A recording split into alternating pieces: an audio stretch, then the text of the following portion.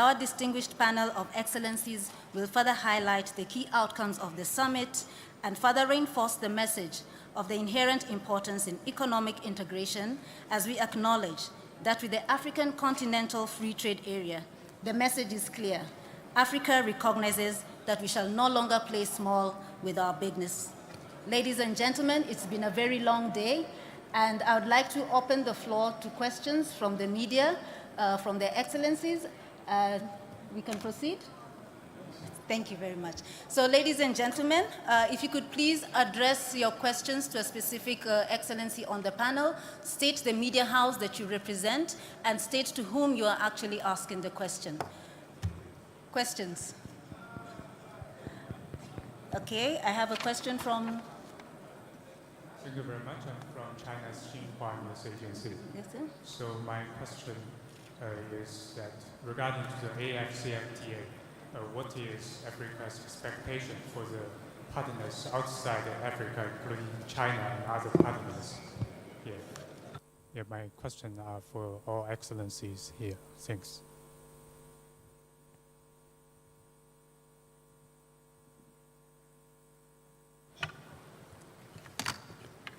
Well, first of all, there have been partnerships already, even before the CFTA. Individual countries have had partnerships with countries like China and many others. What the CFTA does is to broaden that partnership. A lot of figures have been given, the size of the population of the continent and demographics and so on and so forth. So with les partenaires extérieurs de l'Afrique, un marché unique, un marché à l'échelle du continent. Avec la zone de libre-échange continentale, c'est la croissance du continent qui sera plus forte. Nous avons jusqu'ici enregistré un taux de croissance autour de 5%. L'objectif pour l'Afrique, c'est un taux de croissance minimum de 7%. C'est dire que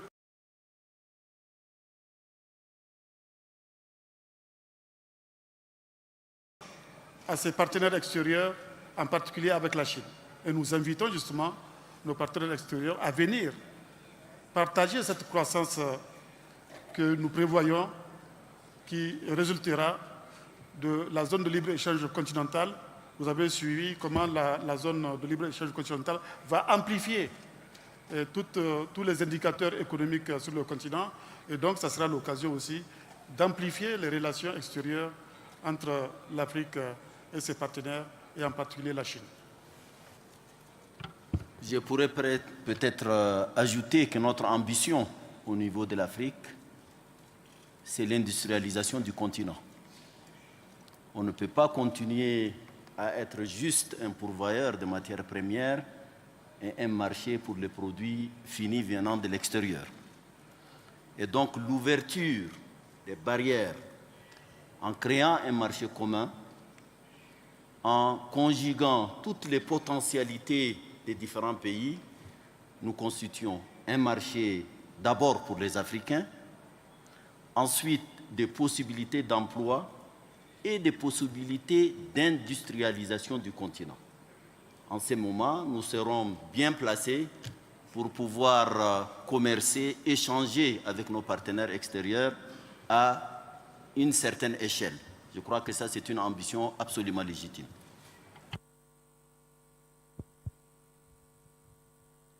Je suis Sanda Sadi de la télévision nationale du Niger.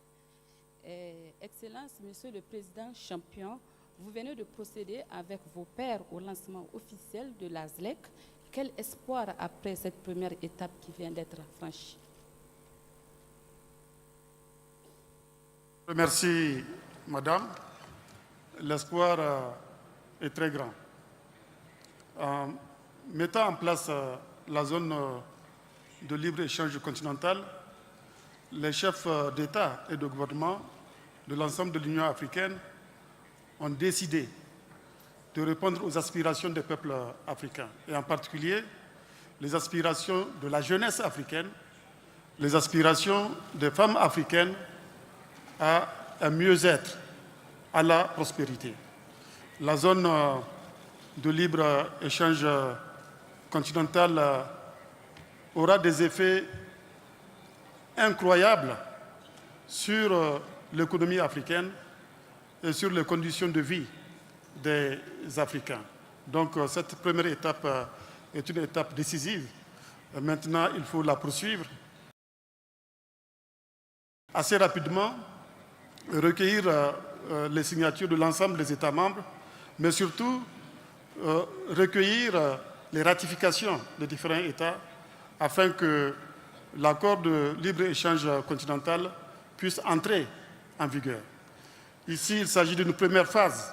Il y aura une seconde phase, comme cela a été dit, de négociation qui va démarrer très bientôt, qui va porter sur un certain nombre de textes, un certain nombre de protocoles, le protocole sur les investissements, le protocole sur la concurrence et le protocole sur la propriété intellectuelle. Vous voyez donc, le travail n'est pas fini. Nous allons poursuivre tous ces chantiers. C'est une journée historique qu'on a vécue aujourd'hui. C'est la fin de la balkanisation, c'est la fin de la division de l'Afrique, c'est l'union de tous les Africains. Tous les Africains vont désormais parler d'une même voix, même vis-à-vis de l'extérieur. Quand on va négocier au nom de l'ensemble du continent africain. Donc, il s'agit d'une transformation profonde qui va s'opérer sur le continent et je fonde l'espoir que les prochains mois, les prochaines années vont nous aboutir à des transformations essentielles de l'économie africaine et donc à la transformation également des conditions de vie des Africains, notamment des femmes et de la jeunesse. Merci. Are there any more questions from the floor? Yes. Microphone. Omar Zombré de la télévision nationale du Burkina. Moi, j'aimerais savoir si le Nigeria a signé et si ce n'est pas fait, compte tenu du fait que ce pays a pris une part active dans les négociations, est-ce que ça ne plombe pas déjà cette union de libre-échange continental? Et également, est-ce que cette zone de libre-échange continental ne va pas paupériser davantage les pays qui ont un faible taux d'industrialisation, compte tenu du fait qu'il y a une ouverture et les pays qui sont beaucoup plus industrialisés vont pouvoir facilement vendre leurs produits à ceux qui ne le sont pas?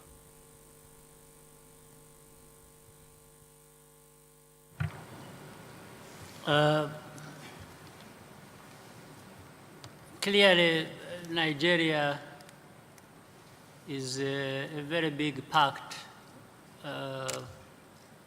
of the bigger market we have created under the CFTA. So everyone wants Nigeria as part of the continental free trade area and the African bigger market. But as I mentioned earlier in the statements I made, some countries may have some internal issues to address going forward. Not that they don't want to be part of the CFTA, but there are certain steps that to be completed country to country. People may want to understand or do things in certain ways or through certain procedures.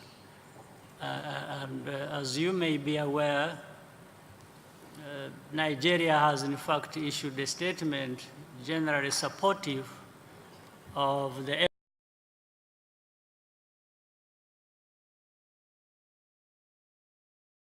process and at some stages leaders in the process.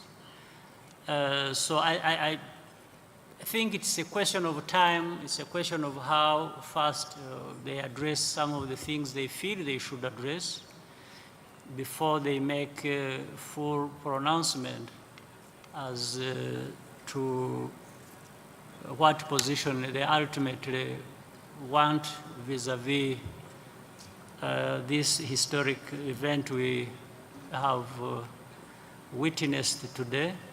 So I think it is so much in order to say, let's respect their view, their position. I know they are with the rest of Africa, and soon they may be at the same level with the rest of us today who have signed. I think we will take... Oh. Oui, donc par rapport à cette question, il faut retenir que l'intégration se fera par le haut et par le bas. Elle se fera au niveau des dirigeants, au niveau des responsables politiques, mais elle se fera aussi au niveau des citoyens. Ce que moi j'ai noté depuis 2 ans que j'ai cette responsabilité de conduire les négociations, c'est la forte volonté au niveau des dirigeants d'aller rapidement vers l'intégration. Mais il n'est pas dit que dans certains pays, les citoyens soient prêts.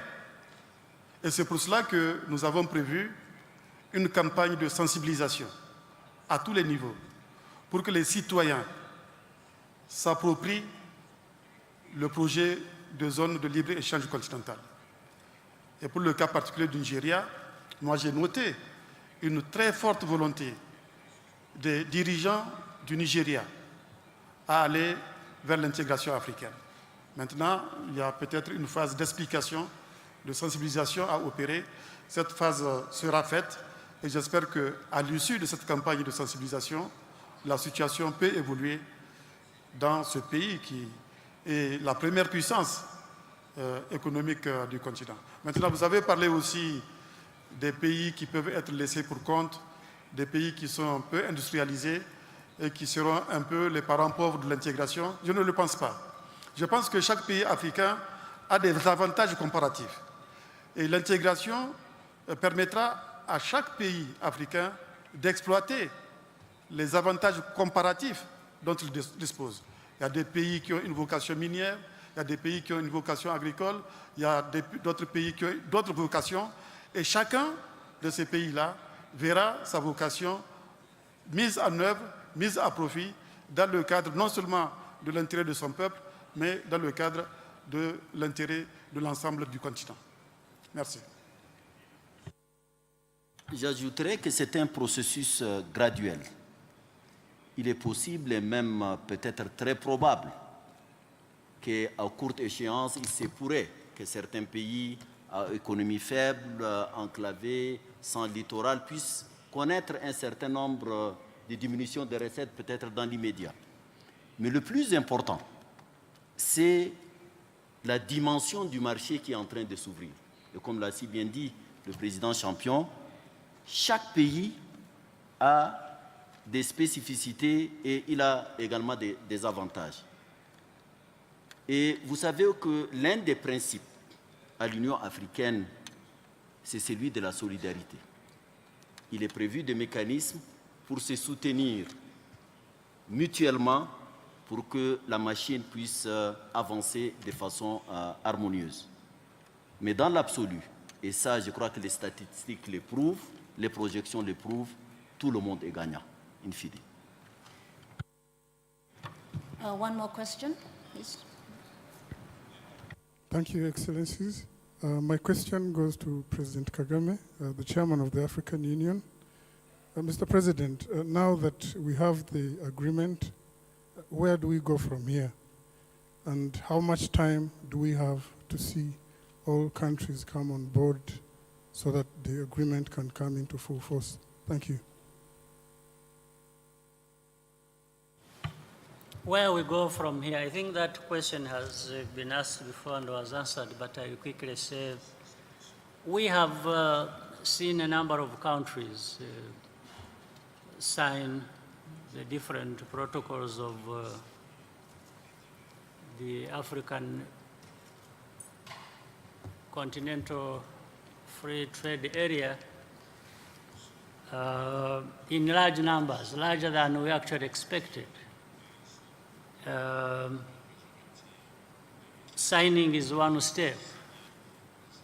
And we haven't got all the countries signed even today, but we had many of them, the majority of them signed. But from signing to ratification and putting the Continental Free Trade Area into force, that another up to that point. But I think what has been demonstrated today is the desire, not only of leaders. In fact, the people we lead are even so far ahead of us in this process. For them, we are struggling, trying to sign for, to ratify, to do things that are already happening in one form or another by the people themselves. They have not had to wait for the rules, for the laws, for the people work together in all kinds of ways. So it's we leaders who may be even struggling to catch up with them, but that's a good sign. That means the ground is prepared for the Continental Free Trade Area, and the rest is just to make sure that we put things in order. You don't want, even if you are doing the right thing, you don't want to do it in a chaotic or disorganized manner, but rather create proper frameworks in which to exercise what you want to do so that you maximize the benefit of what you have achieved.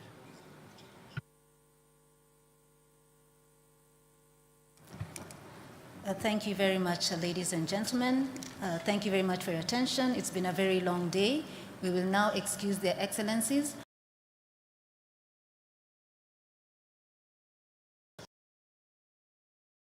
Get in touch with the spokesperson, Ms. Eba Kalondo, or with the Directorate of Information and Communication.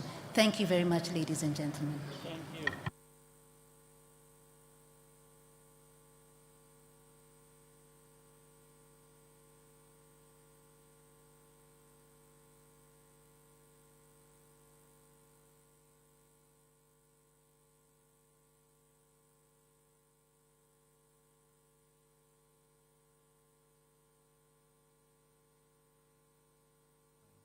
mwakomeje kubikurikira kuri televiziyo y'u Rwanda. Ikiganiro n'abanyamakuru rero kikaba rero gihumuje aho bagarutse ku ngingo nyinshi urebye zagarutsweho mu masezerano yashyizweho